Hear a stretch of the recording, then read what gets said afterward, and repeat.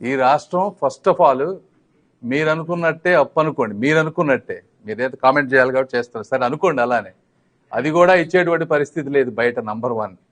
రెండోది, కేంద్ర ప్రభుత్వంతో సత్సంబంధాలతోటి ఎంత వరకు మేము తీసుకురావాలో, ఎలా తీసుకురావాలో చంద్రబాబు నాయుడు గారి కంటే ఎక్కువ తెలిసిన వ్యక్తి రాష్ట్రంలో ఇప్పటి వరకు ఎవ్వరూ లేరు. కాబట్టి క్యాపిటల్ కట్టి 15,000 తెస్తామో 1,00,000 కోట్లు తెస్తామో వచ్చే 5 సంవత్సరాల్లో మీరే చూస్తారు, ఎలా తెస్తారో కూడా చూస్తారు.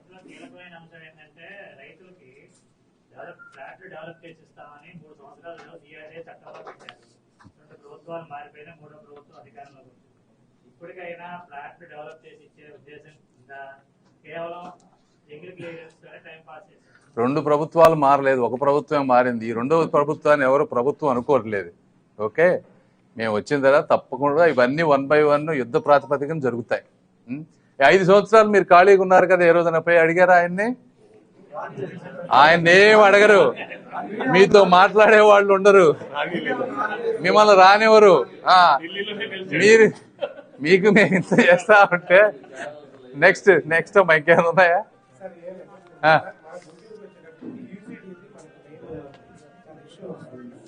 యూజీడీ చాలా ఇబ్బంది ఉంది. ఇది 900 కోట్ల రూపాయల ప్రాజెక్ట్. ఆ రోజున 500 సెంట్రల్, 400 స్టేట్ మ్యాచింగ్, 500 వాళ్ళు 500 రిలీజ్ చేశారు. 300 కోట్ల రూపాయలు మనుషులు లేని దగ్గర పైపులు వేశారు. మిగిలిన 150 కోట్లు డైవర్ట్ చేశారు. 400 కోట్లు మ్యాచ్ చేయలేదు. This is the situation. Narayana గారితో కూడా నిన్న మాట్లాడాం. యాజ్ సూన్ యాజ్ డబ్బులు వచ్చిన వెంటనే ఇది ఎలా చేయాలి, ఎలా మ్యాచ్ చేయాలి అనే ఆలోచనతోనే ఉన్నాం. 5 ఏళ్ళు ఈ అయిపోయే లోపు అయితే ఇటు పరిస్థితుల్లో చేస్తాం. 1 year లో చేస్తామా, 2 years లో చేస్తాం అనేది ఫైనాన్షియల్ రిసోర్సెస్ ఎలకేషన్ బట్టి చేస్తాం.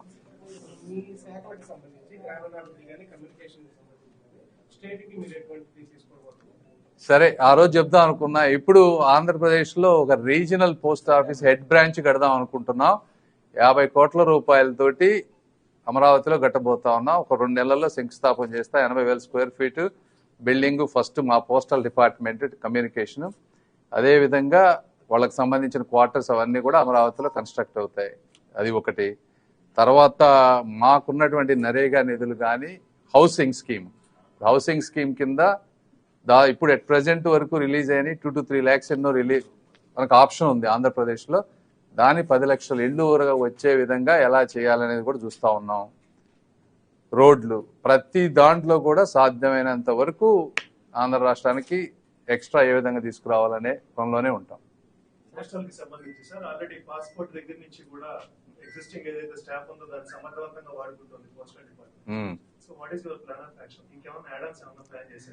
అంటే ఇందులో 2-3 ఉన్నాయి. మీరు చెప్పింది ఒకటి, పోస్టల్ డిపార్ట్మెంట్ చాలా లాసెస్ లో ఉంది. ఎంప్లాయీస్ ఏమో ఒక 10-20 యాక్టివిటీస్ చేస్తా ఉన్నారు, చాలా యాక్టివిటీస్ చేస్తా ఉన్నారు. ఇవి చాలా వాటిలో సోషల్ సర్వీస్ బేసిస్ మీద గవర్నమెంట్ మ్యాండేటెడ్, కొన్ని ఇన్కమ్ జనరేట్ అయ్యేవి, కొన్ని అవుట్ సైడ్ ప్రైవేట్ పార్టీకి సంబంధించి. ఇవన్నిటిని ప్రయారిటైజ్ చేసుకుని అసలు వీళ్ళు ఏం చేయాలి, ఏది చేస్తే మనకి ఈల్డ్ వస్తుంది, ఇవన్నీ రివ్యూస్ జరుగుతూ ఉన్నాయి. త్వరలో దాన్ని ప్రయారిటైజ్ చేసి అడిషనల్ సర్వీసెస్ అవసరమైతే కొన్ని యాడ్ చేస్తాం, కొన్ని డిలీట్ కూడా చేస్తాం.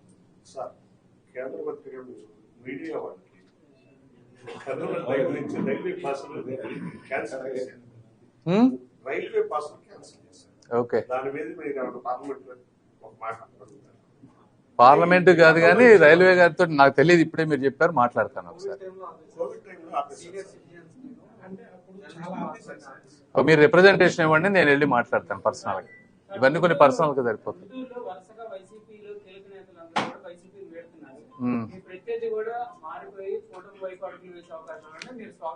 ఇది కేంద్ర బడ్జెట్ కి సంబంధించిన విషయం అమ్మా, రాజకీయాలు. నెక్స్ట్ ఇంకేమైనా ఉన్నాయా? Thank you. మిత్రులందరికీ ధన్యవాదాలు.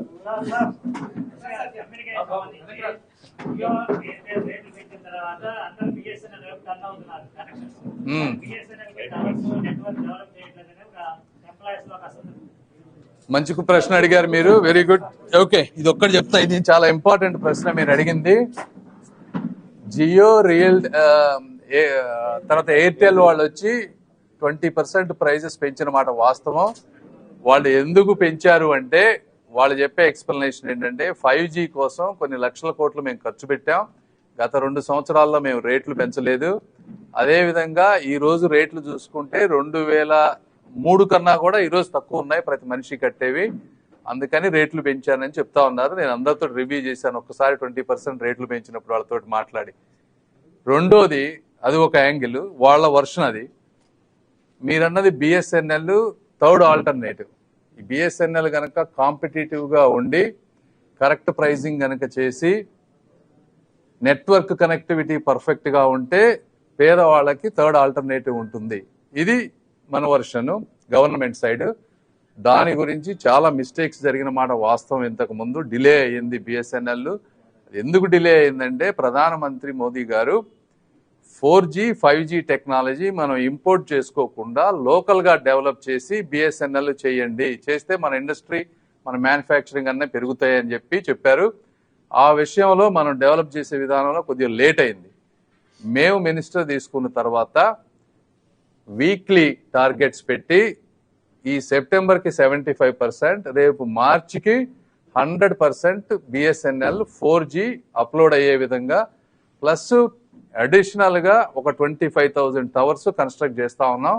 ఇవన్నీ అయిపోతే లార్జ్ సిటీస్ అన్నిటిలో కూడా బిఎస్ఎన్ఎల్ కనెక్షన్ వస్తుంది. రెండోది, ప్రైజెస్ పెరగవు. మీకు ప్రైజెస్ ఇంతకు ముందు ఎలా ఉందో అలానే ఉంటుంది. కాబట్టి థర్డ్ కాంపిటేటివ్ ఆల్టర్నేటివ్ ని గవర్నమెంట్ సైడ్ నుంచి మేము బిల్డ్ చేయబోతా ఉన్నాం. ఇది చాలా మందికి మంచి జరుగుతుంది. కేంద్ర గ్రామీణ అభివృద్ధి శాఖ మంత్రి మీరున్నారు, పవన్ కళ్యాణ్ రాష్ట్రంలో ఉన్నారు, డిప్యూటీసీఎంగా గ్రామీణ అభివృద్ధి. ఇద్దరు కోఆర్డినేషన్ మీటింగ్ ఎప్పుడైనా పెట్టుకునే అవకాశాలు ఉన్నాయి? దానికి ప్లాన్ చేసే అవకాశం? డెఫినెట్ గా అమ్మా. నేను యాక్చువల్గా సెక్రటరీ కృష్ణ ఉన్నాడు, కృష్ణతో తను ఆల్రెడీ నేను 2 మీటింగ్స్ అయిపోయినాయి.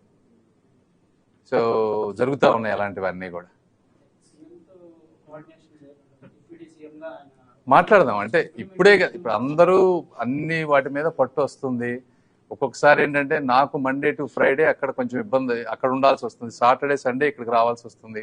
వీళ్ళు మండే టు ఫ్రైడే వర్క్ చేయటం, సాటర్డే సండే కొంచెం కోఆర్డినేషన్ వచ్చిన తర్వాత చేద్దాం తప్పకుండా. అన్ని ప్రాంతాల్లో గోల్మాల్ జరిగినాయి, ఏమేమి జరగాలి అన్ని జరిగినాయి, అవన్నీ వస్తాయి 1 by 1. Okay, thank you. మిత్రులందరికీ ధన్యవాదాలు. Thank you brother.